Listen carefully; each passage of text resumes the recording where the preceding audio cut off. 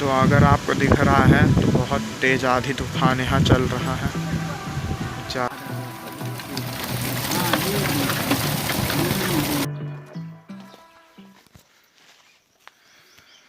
तो भाई लगता नहीं मैंने गांव आके अच्छा काम किया, क्योंकि जब से गांव आया तब से बब्बा की मतलब ज़्यादा याद आने लगी, क्योंकि उनकी यादें यहाँ उनके साथ यहाँ रहे हैं।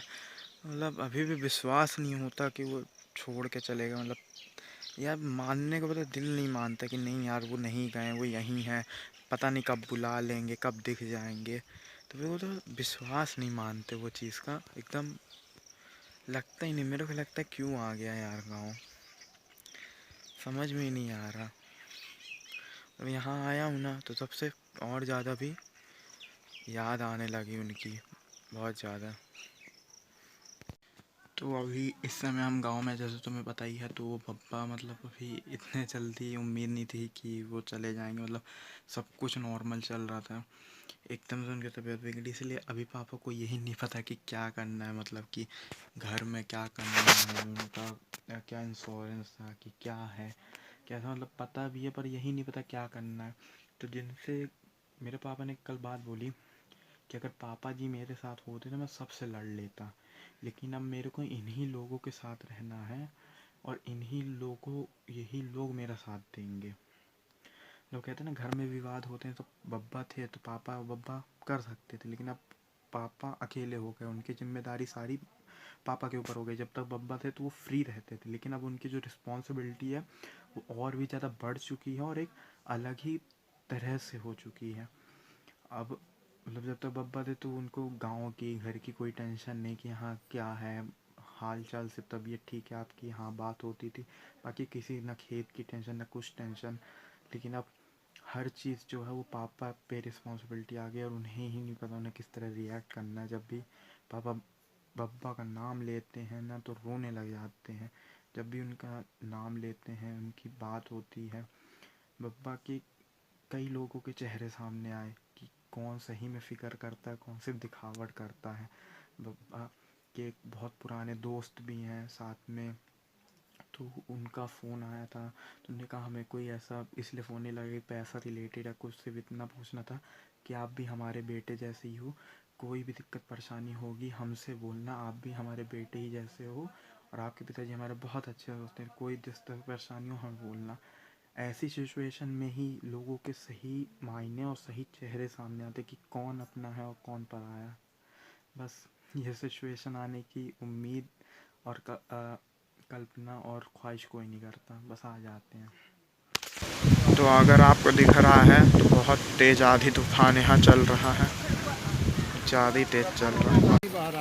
ये देख, अरे ये ऐसे नहीं है, देखिए टॉर्च मारते हैं ना तब दिखता है फिर नीचे।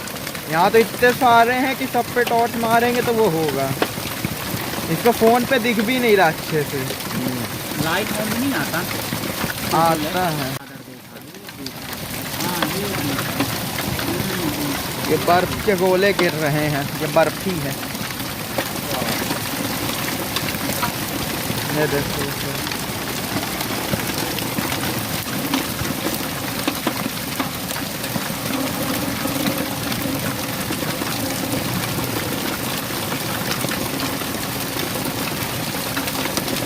देखिए कहाँ रहे थे आप, ये मस्त पत्थर गिर रहे हैं, बहुत सारे गिर रहे हैं। अरे अरे अरे अरे अरे अरे अरे अरे अरे बाप रे बाप, अरे बाप रे, इसमें कैमरा में दिख नहीं रहा लेकिन बाहर तो तूफान मचा हुआ है।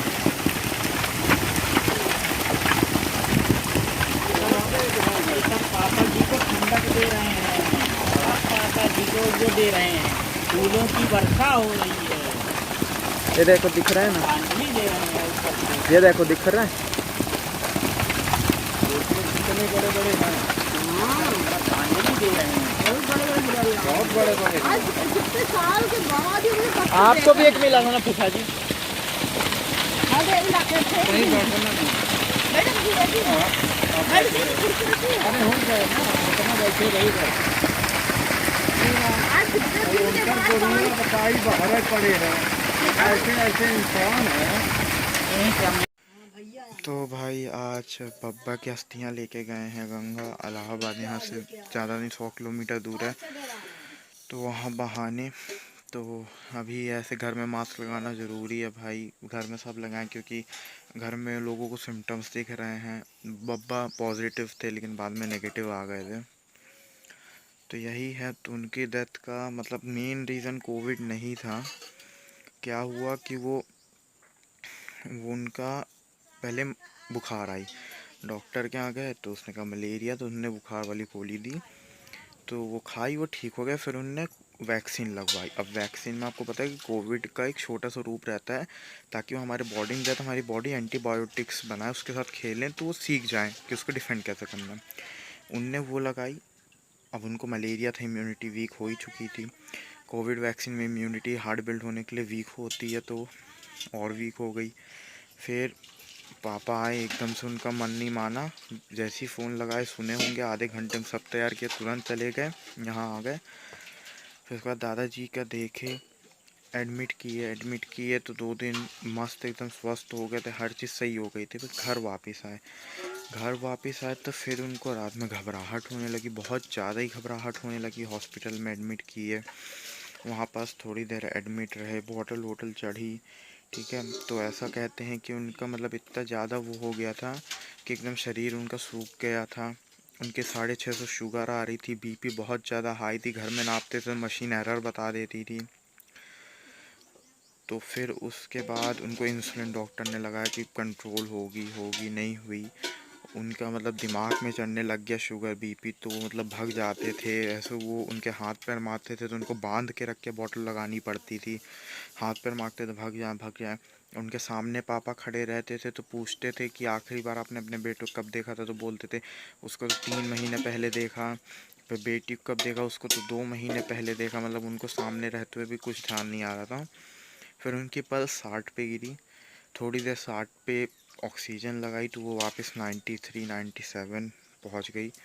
उसके बाद वापस से जो गिरना चालू हुई तो गिरती ही गई, गिरती ही गई, गिरती ही गई, और फिर कुछ नहीं हुआ। बाद में जब हमें पता चला कि उनके शुगर इतनी ज़्यादा बढ़ चुकी थी, हावी हो गई थी ब्रेन पे, किडनी फंक्शनिंग दोनों बंद हो चुकी थी। साथ में उनको लास्ट मोमेंट जब उनका हाथ पैर एकदम नहीं हिल रहा था ख़त्म होने से, मतलब मान लो कुछ 24 घंटे पहले से, लगता उनको एंड में पैरालिसिस का अटैक भी पड़ा था। बस यही था कि ऐसे ही पता नहीं था कि एकदम से जब बात करा कुछ ही दिन पहले तो एकदम स्वस्थ थे, वीडियो कॉल पे भी देखा, बात हुई, एकदम हॉस्पिटल से आ गए थे, ठीक हो गए थे सब। और एकदम से एकाएक कहते हैं ना कि अनएक्सपेक्टेड हैपेंड हो जाता है, वो हो गया और कुछ पता ही नहीं चला।